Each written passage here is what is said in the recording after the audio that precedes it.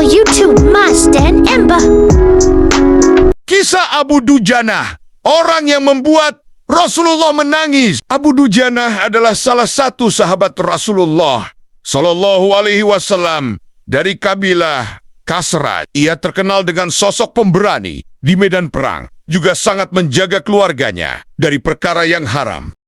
Mengutip kitab 1 Anati Talibin Bab Lukata, karya Abu Bakar bin Muhammad Syatta Dimyati. Suatu ketika Abu Dujanah langsung bergegas pulang ke rumah usai melaksanakan salat subuh. Ia tak mengikuti doa-doa yang dipanjatkan oleh Rasulullah SAW selepas salat. Rasulullah SAW pun bertanya kepada Abu Dujanah, "Wahai Abu Dujanah, apakah engkau tidak memiliki permintaan yang perlu engkau panjatkan ke hadirat Allah, sehingga engkau sering meninggalkan masjid sebelum aku selesai berdoa?" Abu Dujanah lalu bercerita bahwa di dekat rumahnya terdapat satu pohon kurma yang menjulang. Pohon kurma itu milik tetangganya, dan pohon kurma itu menjuntai ke rumah Abu Dujanah. Setiap kali ada angin bertiup di malam hari, kerma-kerma tetanggaku itu saling berjatuhan mendarat di rumah kami, kata Abu Dujanah. "Ya Rasul, kami keluarga orang yang tak berpunya. Anakku sering kelaparan saat anak-anak kami bangun. Apapun yang didapat, mereka makan," kata Abu Dujanah menambahkan.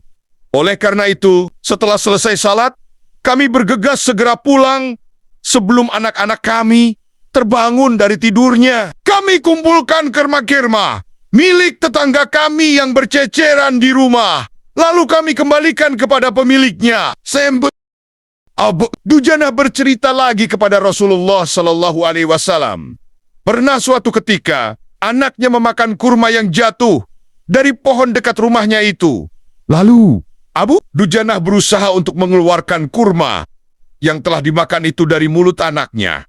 Ia benar-benar tidak ingin keluarganya makan dari cara yang tidak halal. Mendengar cerita itu, Rasulullah Shallallahu Alaihi Wasallam menangis. Air matanya berderai deras. Kemudian Rasulullah Shallallahu Alaihi Wasallam mencari tahu siapa pemilik pohon kurma yang dekat rumah Abu Dujanah itu. Abu Dujanah mengatakan bahwa pohon kurma itu pemiliknya adalah laki-laki munafik. Lalu Rasulullah Shallallahu Alaihi Wasallam menemui laki-laki pemilik pohon kurma itu. Rasulullah Shallallahu Alaihi Wasallam akan membeli pohon kurma itu dengan senilai 10 pohon kali lipat. Pohon itu terbuat dari batu zamrud berwarna biru, disirami emas merah, tangkainya dari mutiara putih. Di situ tersedia bidadari yang cantik jelita, sesuai dengan hitungan buah kurma yang ada, kata Rasul. Pemilik pohon kurma itu pun menjawab tawaran dari Rasulullah, "Saya tidak pernah berdagang dengan memakai sistem jatuh tempo. Saya tidak mau menjual apapun kecuali dengan uang kontan dan ingin dibayar saat ini juga," ujarnya. Kemudian Abu Bakar As-Siddiq menawarkan lagi. Abu Bakar akan membeli pohon kurma itu dengan 10 kali lipat dari pohon kurma yang laki-laki itu miliki. Jenis 10 pohon kurma ini lebih bagus dari pohon kurma yang dimiliki laki-laki itu dan tidak ada di kota ini.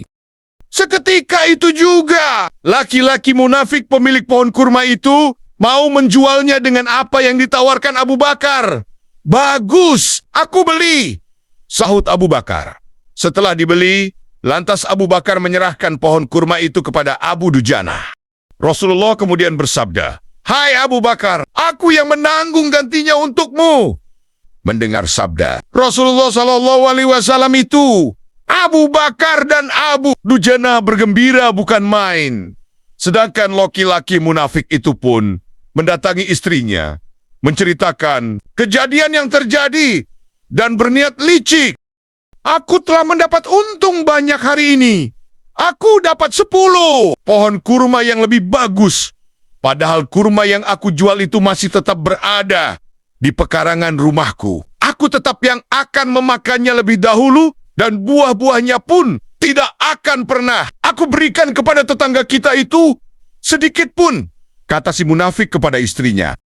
Tanpa disangka, keesokan harinya, tiba-tiba pohon kurma itu berpindah posisi. yang semula berada di tanah si munafik, lalu pindah di atas tanah milik Abu Dujanah. Si munafik itu pun heran.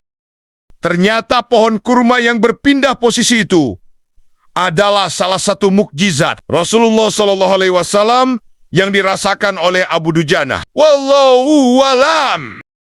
Sebagai sosok yang sangat taat kepada Allah SWT, meskipun hidup dalam kekurangan, kisah Abu Dujanah pernah disebutkan dalam beberapa hadis Nabi.